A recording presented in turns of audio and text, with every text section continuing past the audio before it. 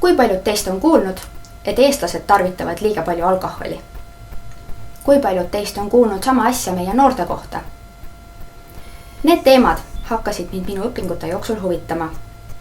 Ma sain oma magistritööd kirjutades teada, et meie noored on väga informeeritud erinevatest ohtudest, mis alkoholi tarvitamisega kaasneda võivad.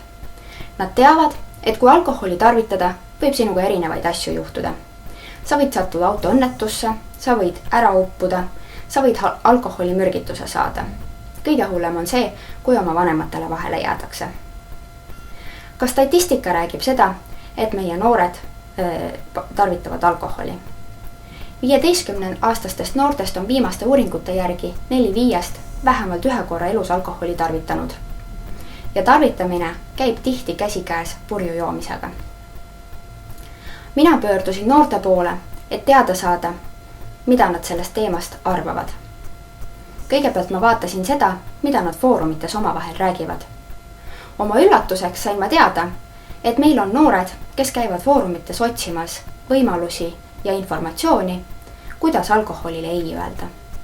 Kuidas käia pidudel nii, et ma seal alkoholi ei tarvita, milliseid strateegiaid on võimalik kasutada alkoholi mitte tarvitamiseks. Ma läksin noorte juurde tuurida, kuidas nad seda dilemmat mõtestavad, sest dilemma ilmselgelt on selle vahel, kas ma jään kindlaks oma isiklikule otsusele või ma teen nii, nagu minu sõbrad mulle soovitavad. Oma üllatuseks sain ma teada, et meie noorte seas on olemas alkoholile ei ütlemise kultuur. Meil on noored, kes otsivad aktiivselt võimalusi, kuidas alkoholi mitte tarvitada, kuid sellegi poolest pidudel käia ning oma sõpradega koos aega veeta.